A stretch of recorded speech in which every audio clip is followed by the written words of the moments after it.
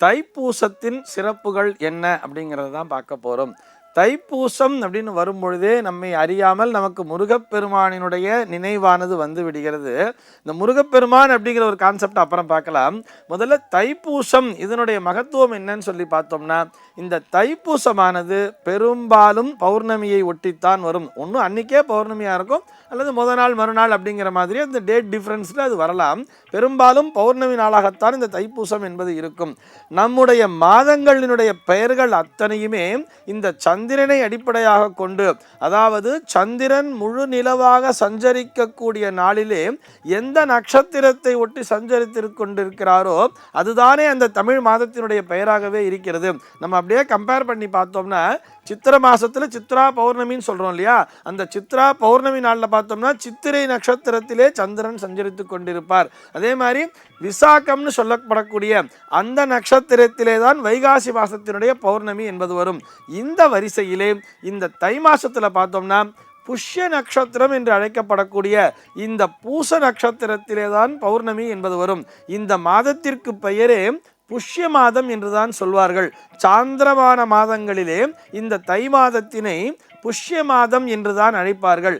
இந்த புஷ்ய மாதம் என்று ஏன் இது அழைக்கப்படுகிறது என்று சொன்னால், இந்த புஷ்ய நட்சத்திரம் என்று சொன்னால் அது பூச நட்சத்திரத்தை குறிக்கும்.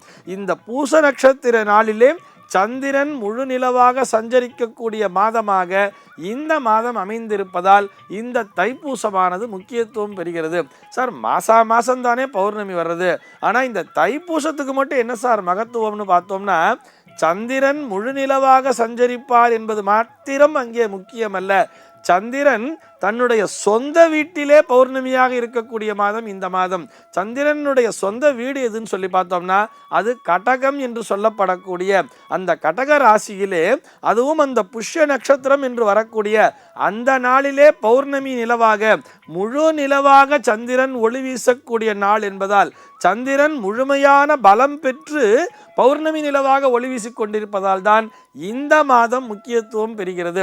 மாசம் பௌர்ணமி வந்தா கூட எல்லா மாதங்களிலும் சந்திரன் ஆட்சி வீட்டிலே அமர்ந்திருப்பதில்லை, தன்னுடைய சொந்த வீட்டிலே அமர்ந்திருப்பதில்லை.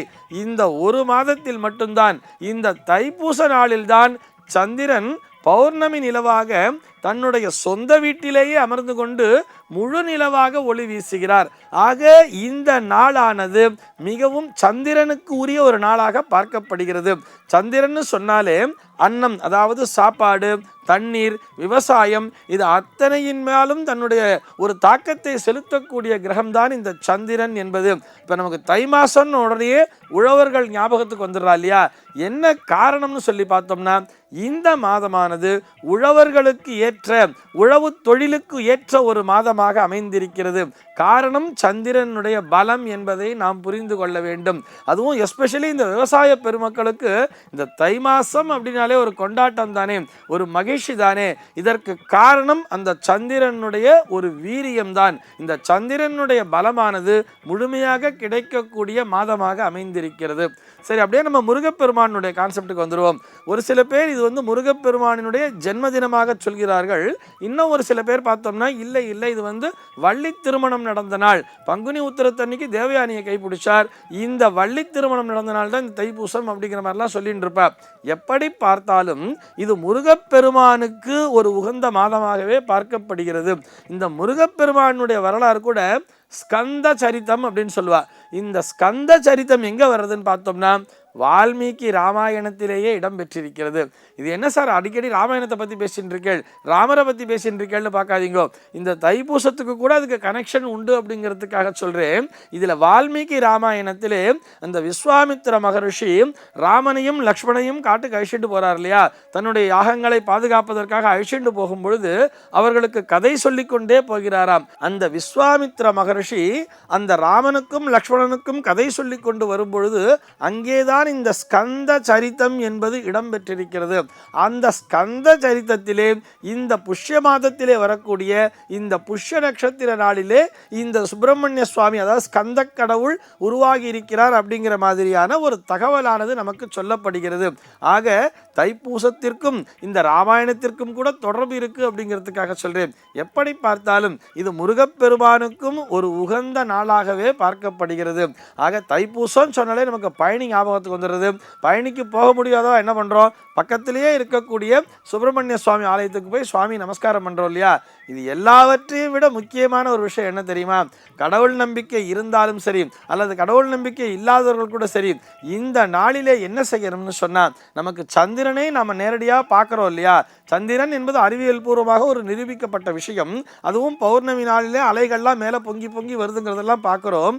இந்த சந்திரன் என்கின்ற கிரகம்தான் உணவு தானியத்தின் மேல் தன்னுடைய தாக்கத்தை செலுத்துகிறது அப்படின்லாம் சொல்கிறோம்.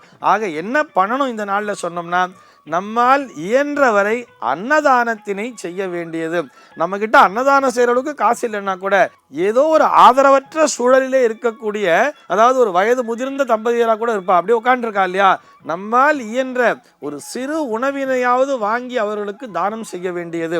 இந்த தைப்பூச நாளிலே நாம் தானம் செய்யும் பொழுது நமக்கு மேலும் மேலும் செல்வ வளம் என்பது பெருகி கொண்டிருக்கும். இந்த தத்துவத்தை முன்னிறுத்தித்தான் வடலூர் ராமலிங்க பெருமான் இருக்கார் இல்லையா, இன்னைக்கு தானே ஒரு ஜோதி தரிசனமாக காட்சி தரிசனம் சொல்றோம். அந்த வள்ளலார் அப்படின்னு சொல்லும் பொழுது நம் கண் முன்னாய் நமக்கு வந்து நிற்பது அந்த அணையா அடுப்பும் அங்கே செய்து கொண்டிருக்கக்கூடிய அன்னதானமும் தானே.